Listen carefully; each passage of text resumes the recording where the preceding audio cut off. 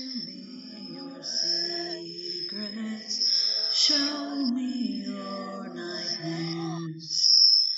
All cats are gray in the dark, dear, whether or not you dare. Welcome to All Cats Are Gray in the Dark. I'm your host, April Simmons. This podcast contains true cases of graphic violent crimes and other stories of a dark nature. Please be advised that due to the subject matter and violent, sometimes sexual content and obscene language, this podcast is not for children or the faint of heart. We're back again. Episode whatever we're on. I don't No even idea. know anymore. No clue. And your dogs are humping? My dogs are humping.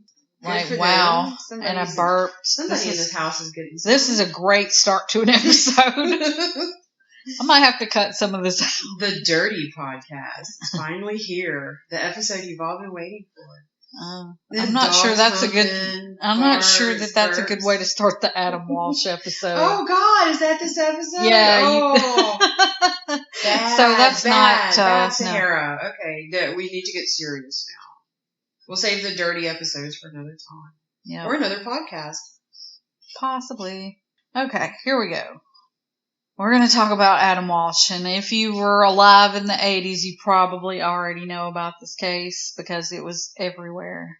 You remember the TV movie? Yes. That movie I didn't watch it back scared then. me. I didn't watch it back really? then, but I remember everybody talking about it, especially the adults in hushed tones, because they didn't want to talk about it in front of the kids. But I distinctly remember that before that, there wasn't really like a stranger danger thing going on in our area. But I think that movie and that case kind of triggered people actually being worried about stranger danger, you know? Do you remember that? I do remember that.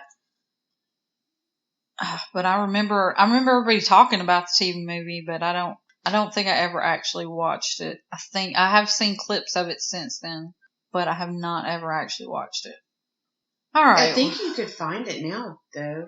It's very, I don't want to say cheesy because of the serious subject matter, but it's dated. The quality, dated. It's very dated, yeah. Anyway, Adam Walsh was born November 14th, 1974. He was abducted July 27th, 1981. He was 6 years old. And gosh, that's depressing as hell. I know. Just thinking about that depresses me. His parents were John and Reve Walsh, and that's spelled R-E-V-E, and I had to look up the pronunciation because I wasn't sure. Reve. It's an odd name. John became a victim's advocate and is most known for hosting America's Most Wanted because of what happened. Here's what happened. They were at the Sears in the Hollywood Mall in Hollywood, Florida. The mother left Adam in the toy department to play on an Atari 2600 display while she went to look at a lamp that was on sale. She said that she returned to find that Adam and the other boys that were playing in that area had disappeared. A store manager informed her that a scuffle had broken out over whose turn it was at the kiosk, and a security guard demanded that they leave the store. Security guard asked the older boys if their parents were there, and they said that they were not. Adam's parents later conjectured that he was too shy to speak to the security guard, who presumed that he was in the company of the other boys, and as such, the security guard made him leave by the same door which the other boys had entered, which was the Sears West entrance. His parents believed that after the other boys dispersed, he was left alone outside the store at an exit unfamiliar to him. Meanwhile, unable to find Adam in the toy department, Reve had him paged over the public address system and continued to look for him throughout the store. By coincidence, she ran into his grandmother, Jean, who helped her search for him. After more than 90 minutes of searching and public address pages which failed to turn him up, she called the police at 1:55 p.m. 90 minutes? That's a long time. I would have already called the police. That's an hour and a half of looking without police involvement. Which, I mean, back in the 80s, you didn't... Yeah, like I said, stranger danger wasn't a exactly. big in the thing 70s until and 80s, people left their 6-year-olds at video game kiosks to go or shop they around just it. ran around out in the neighborhood and rode bikes or Right. did whatever. And like it I think wasn't. I've mentioned before, I remember being 6, 7, 8 years old and walking uptown. We lived uptown, but the movie theater is less than a mile from the house. And at that young age, even after dark, we would walk up to the theater and see a movie. Yeah. So it wasn't like it is things now. were a lot more free. Right. And then stuff like this happened, and then parents got scared to let their kids off the leash, so to speak. I think And this it's good case for is reason. what caused helicopter parenting, which I don't think is a bad thing. Most people say that it is. I am a helicopter mom myself. My child does not leave my front door without me. She's never out of my eyesight. On August 10th, by the way, most of this is coming from Wikipedia, but I'll have all the other credits too listed in the show notes. On August 10th, the severed head was found in a drainage canal alongside the Florida Turnpike near Vero Beach, almost 130 miles from Hollywood, by Detective Ralph E. Latimer Jr. and an unidentified deputy of Indian River County Sheriff Office. Indian River County and St. Lucie County divers searched the canal on the morning of August 11th. John and Reve appeared on national television saying they still hoped that Adam was alive. A $100,000 reward had been posted for his safe return. That was a substantial amount of money back in that time for a reward. It really was. Soon after, the recovered remains were positively identified as Adam's. Can you imagine being the mother or father and having to identify your child's severed head? But yeah, I can't imagine. And what kind of person would cut off the head of a child? And I say that knowing that in the Middle East right now, ISIS and all these other, they're chopping off children's heads every day. It's an everyday occurrence over there. People don't realize that living in first world country, that shit like that is still happening around the world. But for it to happen in Hollywood, Florida, if somebody cuts the head off of a kid,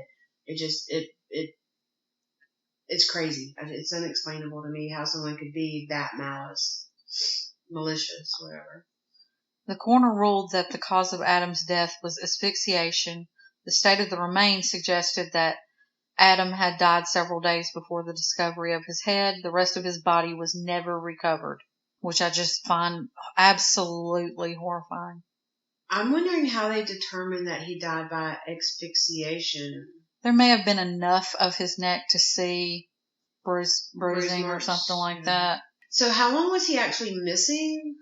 So they found the body the 10th, and let me go back up. So from July 27th when he was abducted to August 10th. So 13 days? But they say that he died 3 to 4 days prior to his head being found. But he was kept alive for some time, yeah. Probably not sure exact. They probably can't get an exact on that because, yeah. But now we're going to discuss suspects. The main suspect is Otis Toole. I've heard it said both ways, so I'm not even sure. I've heard Otis, yeah. We'll just say Toole, because he is a Toole. Yes. Whether he did this murder or not, he is confirmed killer of others with running around with Henry Lee Lucas. He was a serial killer with Henry Lee Lucas. He passed away in 1996 in prison from cirrhosis. He had 2 life sentences for 6 murders, but confessed and recanted to many more, including this. In 1976, Toole met Henry Lee Lucas at a Jacksonville soup kitchen, and they soon developed a sexual relationship. Toole later claimed to have accompanied Lucas in 1,008 murders, sometimes at the behest of a cult called the Hands of Death. I don't think I'd ever heard that one before.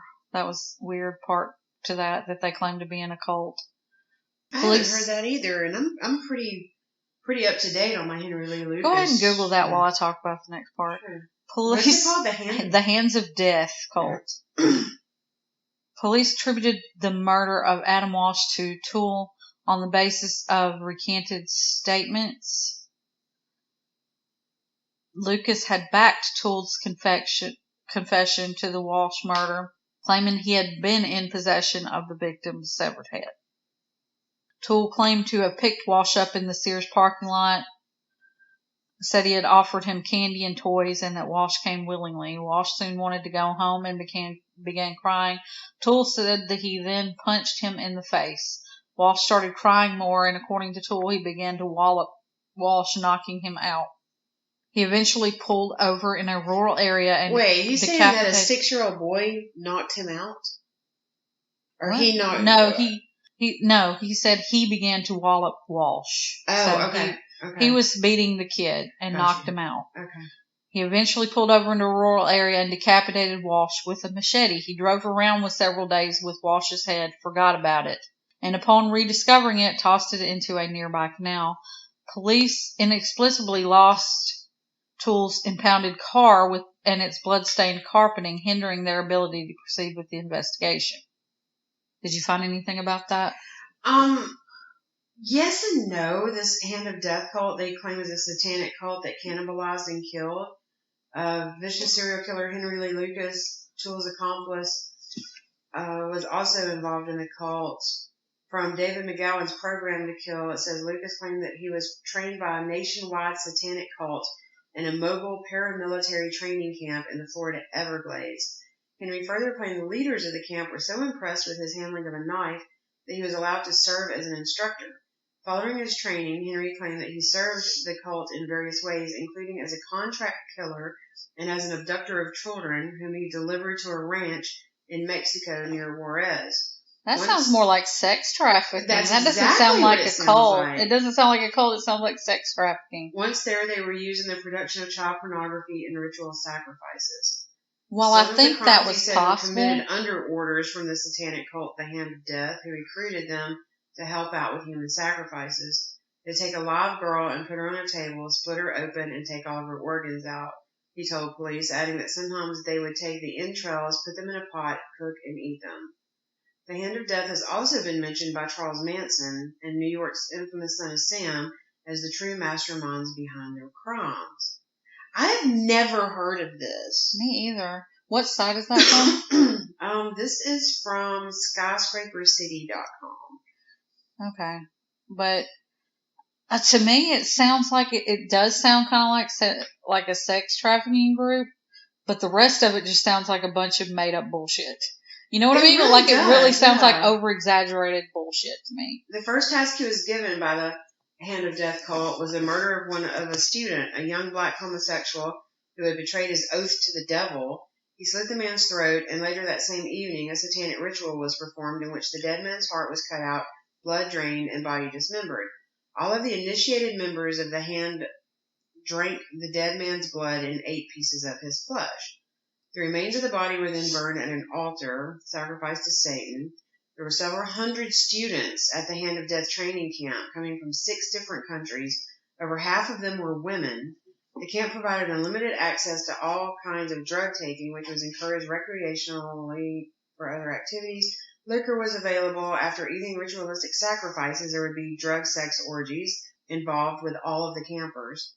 The daytime part of the program included full curriculum of training courses in murder, rape, car theft, drug trafficking, and every other form of organized criminal activity. Court TV says all of the claims of violent behavior of Lucas and Toole have made to police, none is more outrageous than their story of a strange religious cult that they were asked to join. Supposedly, while one of the murderous sprees, Henry and Otis were approached by a stranger who offered the men the job of delivering stolen cars to various destinations. Lucas wasn't impressed and declined the offer, as he was afraid it would increase their chances of being caught. The stranger then made another offer. He asked if they would be interested in contract killing on behalf of this organization. He told them that they would be paid $10,000 for each execution. Lucas and Toole were interested in that. They figured that since they'd been killing for fun, they might as well get paid for it. The stranger said they would be hired on one condition: you have to join our religion, and once you join, there is only one way out, he told them. What kind of religion, Lucas asked. It's called the Hand of Death, the stranger replied. We worship the devil. The previous account is Lucas's versions of how the two came to be associated with the cult. Otis Toole would later disagree with some of the details, but apart from the variations in the two men's stories, they both swore that they did join this cult. Several weeks after the mysterious meeting, Lucas and Toole allegedly traveled to Florida to meet the leaders of the cult in an abandoned warehouse on Miami's waterfront. The same stranger met them and introduced him as Don Mederick. When Mederick began to talk about the crimes the two had committed in the past, Lucas became suspicious and asked Mederick how he knew so much about them. Mederick laughed and said, Otis here has been doing work for me for years. Lucas told police years later that at the time he felt betrayed by Otis and couldn't believe that he had been manipulated by him into joining the cult. I mean, this just goes on and on. This is a rabbit hole right here. But yeah. I've never heard of this in Me all either. my years of research of different serial killers and how they came to be and such. I have never heard of this cult. Like I said, I could honestly believe the stuff about possibly like them abducting kids for like some sex kind trafficking, of right? sex trafficking. That's very, very prominent in this day and time. So I'm sure it was back then. It just wasn't. It always has much. been around. It right. just wasn't really. It wasn't as blatantly out there now. Wasn't. Now it's brazen. Now they're kidnapping kids in parking lots. In the middle of the day, ripping them out of their mother's hands in some occasions. Rarely. But it is happening. Back then, it was more of a, hey, kid, I got some candy in my van, Yeah. And then people assumed it was pedophiles or just whatever. And then, so it could have been either, honestly. All right. But it's fascinating that story because it also displays how much bullshit that they made up. But, they were big-time storytellers. I mean, they claimed a lot of famous murders and stuff. Right. And a lot of them were disproved. Murders? Yeah. No, I mean, they were prolific serial killers. They have been convicted of, and it has proven they killed a lot of people together and separately. He even killed, I believe, Henry Lee Lucas even killed his own little sister. She joined them for a little while on their killing sprees, and they got in a fight, and he ended up killing her. Hollywood, Florida Police Chief Chadwick Wagner said Otis Toole had been the prime suspect all along, but went on to admit that although Toole's case was weak, he could have been charged during the original investigation. Wagner acknowledged that there were many mistakes made by the department and apologized to the Walsh family. Public critics of the indictment argue that lack of new evidence and inability of the defendant to defend himself of the allegation leaves no definitive claim to his guilt. To this, Wagner has stated, if you're looking for that magic wand, that one piece of evidence, it's not there. However, by re-examining previously uncorrelated evidence, police and the Walsh family were satisfied with the new report and existing evidence that points only to Otis Toole. But I just want to add this little note. Even on his deathbed, he would not tell anyone the location of Adam's body. Because I don't think he did it. I don't think he did either. I really don't think that Otis Toole is Adam Walsh's killer. And we're going to discuss another suspect in just a minute after this word from whoever. Do you like podcasts? Do you like cats? Do you like podcasts named after a cat and contains extremely vulgar humor? If so, I have a show for you! Hi, I'm Justin Kyle, host of the Mistah Whiskah's Clubhouse podcast, and I'd like to welcome you to the Clubhouse. Oh, I'm gonna fart really bad. Alright, so I kind of push, and I felt something drip down my leg. Oh. It kind of blew my mind that you've never heard of a fleshlight before.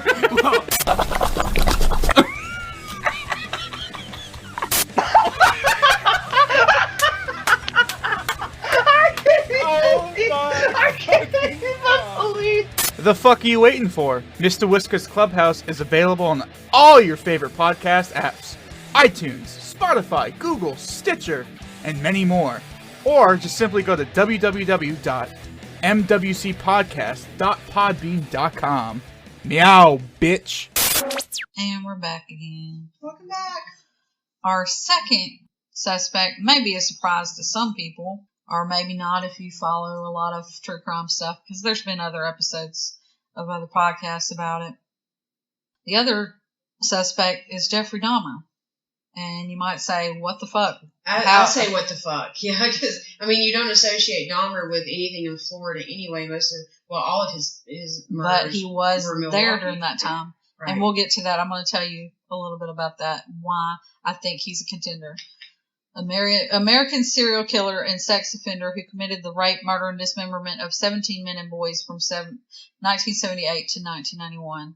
The book Frustrated Witness, written by former Miami Herald writer Willis Morgan, examines the Walsh case and cites circumstantial evidence that suggests that another serial killer, Jeffrey Dahmer, may have killed Walsh. At the time of Walsh's murder, Dahmer was living a short drive away in Miami Beach and working at a sub shop where he had access to a blue van similar to the one seen leaving the mall after Walsh's disappearance. A number of witnesses reporting seeing a man looking like Dahmer at the mall, talking to young boys. How old would Dahmer have been at that time? I'm not sure. This was... I can find out. What year was Adam Walsh killed? Sorry. He was killed in 81. Dahmer would have been 21. A number of witnesses reported seeing a man looking like Dahmer at the mall talking to younger boys. When interviewed about Adam in the early 90s, Dahmer repeatedly denied involvement in the crime, stating, I've told you everything, how I killed them, how I cooked them, who I ate. Why wouldn't I tell you if I did someone else? That's true. I have a retort to that in a minute. Okay. After this rumor surfaced, John Walsh stated that he had seen no evidence linking his son's kidnapping and murder to Dahmer. And there was another little boy who was nearly abducted by a man in a nearby Florida mall just days before Adam disappeared. Malls would later be Dahmer's pickup place of choice, along with gay bars. The sketch the boy's mother described to the police looked suspiciously like Dahmer. Of course, many have pointed out that abducting children was not Jeffrey's M.O. He was known to drug young men with pills after convincing them to come back to his place, but the fact is, unlike most serial killers, he didn't really seem to have a preference outside of the male gender, as he is known to have preyed on males who ranged in age from 13 to 52 and were of different ethnic origins. The only motive that there ever was to completely control a person. Dahmer later confessed in an interview, a person I found physically attractive and keep them with me as long as possible, even if it meant just keeping a part of them. Adam Walsh's body was never found. Many serial killers aren't quite sure of their own preference until they get enough experience. Early in his exploits, Dahmer was caught twice exposing himself to male children. His father even called the America's Most Wanted hotline once, explaining that he thought Jeffrey was a pedophile. Wow. And there's the observation that the severed head of little Adam appeared to be a clean cut, probably by a medical instrument. Otis Toole, a man with an IQ bordering on mildly retarded, claimed he used a machete. Jeffrey was trained in the U.S. Army as a medic. When he was apprehended, Dahmer had 13 severed heads in his apartment. Here's my theory. The reason Dahmer did not confess is prison retribution. He was already in prison, but how do pedophiles and child murderers get treated in prison? About the same as cops, dirty cops, yeah. I mean, he was murdered in prison. Anyway, he should have known he was going to be murdered in prison. Also, there's a death penalty in Florida, so if he had to go to trial for that in Florida, he might have ended up with the death penalty. Do you think Dahmer did it? I think it's possible. I've never thought of this before, but I didn't even know that Dahmer was in Florida at the time, and him being that age, 21. And the fact that they never found the body. Right. He might have eaten him, yeah. But to get rid of the head like that, and want a drainage ditch or something? Yeah. Oh. Maybe he got spooked. I mean, this was early in his 21. This was earlier in his career, so he might have got spooked by something and got rid of it. I've never seen this as a possibility. My first thought was, that's bullshit. But looking back at it now, if he was in that exact area and the fact that he fit descriptions, his van fit descriptions, then absolutely. I honestly believe that theory more than Otis Toole. I guess I just tend to not believe Otis Toole just because they were so full of shit on so much other, especially famous cases. They wanted to take the credit for those famous cases. Right. And this was obviously a really famous case. But here's some updates. In 2008, 27 years after the 81 murder of Adam Walsh, authorities officially named Toole as the likely killer. There's no DNA evidence, but the family believes he did it. The Walsh family believes he did it? They do. They believe Tool. Yes. Not Dahmer, but Tool. I wonder, have they heard the Dahmer theory? Yeah. They don't buy it. They don't think it was Dahmer. The television film Adam premiered on October 10th, 1983. Got the hiccups now. What is wrong with me? So we've got dogs humping, we've got farts, we've got burps, and now we've got hiccups. This is a full show, guys. I'm losing my voice again being sick, so here we go. Yes, we aim to entertain in any way possible. The film was based on Walsh's kidnapping and murder and attracted 38 million viewers on its first airing. I really did not mean to laugh when talking about Adam Walsh's murder. I'm really more laughing about the burping and farting stuff. I'm sorry.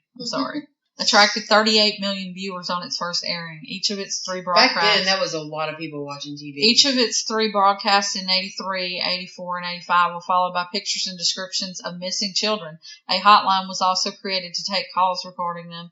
The pictures and hotline was ultimately credited with finding a number of missing children. 13 of the 55 children shown in the 1983 broadcast were actually located. So it helped. Yeah, I believe that. I think John Walsh has helped more on missing person cases and crime stories with his show, America's Top 10 or whatever it was. America's Most Wanted. Yeah. His involvement in that, I think, is so commendable. I mean, he should be given a medal of some sort if he hasn't already. Keys the City, what the fuck ever. I love John Walsh. I think he's fantastic, and I think he has done so much for this country in helping with missing and exploited children in other cases. Just because of what happened to his son. I mean, he could have just had a complete mental fucking breakdown, because that's what I would have done.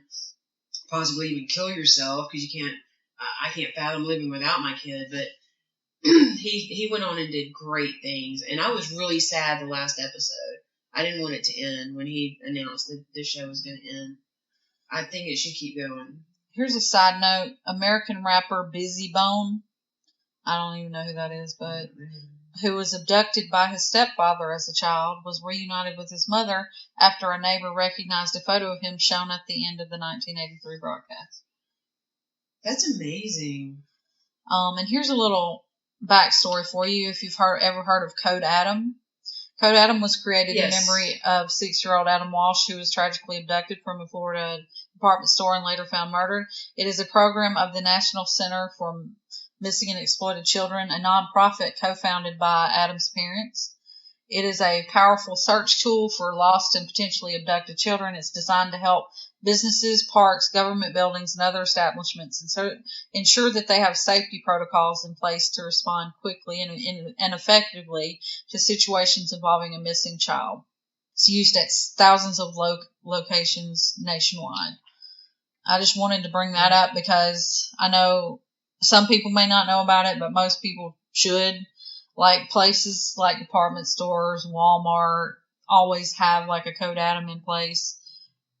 So that they kind of go on lockdown if a child comes up missing, so that, the person can't escape with the child. That's kind of what it was created for, and it was hopefully has been effective in helping out in a lot of cases. So, but what do you think about these theories, or do you still think that maybe there's a third person out there that we don't know yet that did this? I think there's a very high possibility that there's a third person out there that has not been caught yet. Like I said, an old man in a nursing home someday that's still alive right now might confess, deathbed confession that he did it. But now hearing the Jeffrey Dahmer theory, I'm pulling towards that, honestly. He definitely had the means and motive, being who he was, his MO, and being in that area at that time, that is super coincidental. Yeah. And the age that he was, it's prime age for him. He was already killing at that point. So I think it's very, very possible that it was Dahmer. And the fact that there was also another child that came up missing nearby. Yeah. That also the sketch looked like him. Like, it's just very odd. And it was within days of Adam. I believe it was the same person. whoever regardless it was, of whether but it regardless was of that was the same person. Yeah. That's too coincidental that two come up missing in a matter of days from each other with the same MO from the mall. I'll agree with that, but it's like it does seem awfully, at least all the circumstantial points still more to Dahmer than Toole. 100%. I've never thought that it was Toole. When I first heard that he had made a confession on it, I was like, no, there's no way he did that. He wouldn't have been smart enough to been able to get away with taking a 6-year-old boy from a mall, because one, he was this big, ugly, lug-looking motherfucker, like your worst country bumpkin podunk, Deliverance-looking dude. Someone's gonna notice him with a clean-cut 6-year-old, because Adam Walsh was a cute little boy. Someone would notice this weird, ugly, big mountain of a dude walking out of the mall with a 6-year-old boy like that. I guess also his side of it, his little version of the story doesn't really match up either with what actually happened. Especially Machete. Machete's going to leave hack marks. He doesn't mention anything about strangling him. Yeah. So the asphyxiation right. would not be the case. He said he beat him up and cut his head off. He did not say anything about strangling him. It just doesn't match up unless there's something that they did not release. And I'm sure there are still details on this case that weren't released, even though it's been so many years ago, and it's considered closed now. Yeah, but it's considered a closed case, so they're not going to reopen the files on it.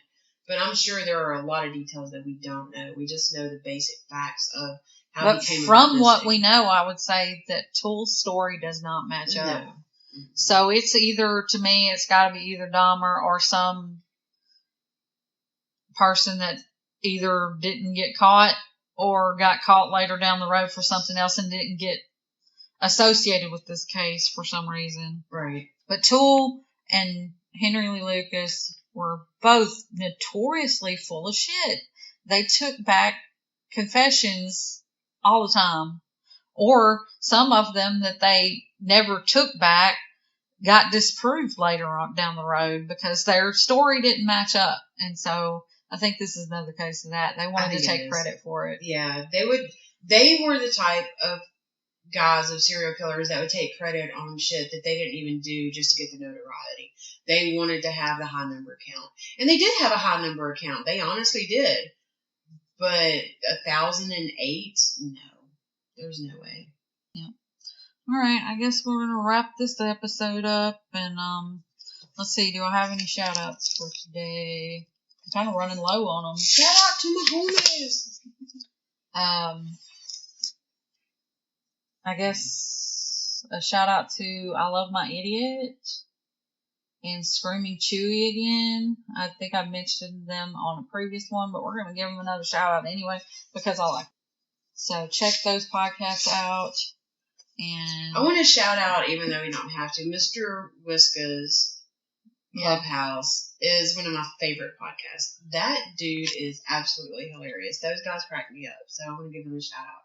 You're awesome dudes. Keep it up. Yep. And we were supposed to get him to do the Q&A, and then we did it without. We're gonna have to get him. We are gonna have him as a guest at some point. I have finally set up a phone line, so we can do that at some point. I would just love for him to sit there and ask us 100 questions. We could play 20 questions with that dude and have a good time. We could probably just talk about anything, and it would probably be fun. But anyway, so there's the shout outs for this week, and make sure you check us out on social media, All Cats Podcast on Twitter and Instagram, and All Cats Are Grey in the Dark. If you look us up, we got a group on Facebook. If you want to email us, it's what's the email for the main one?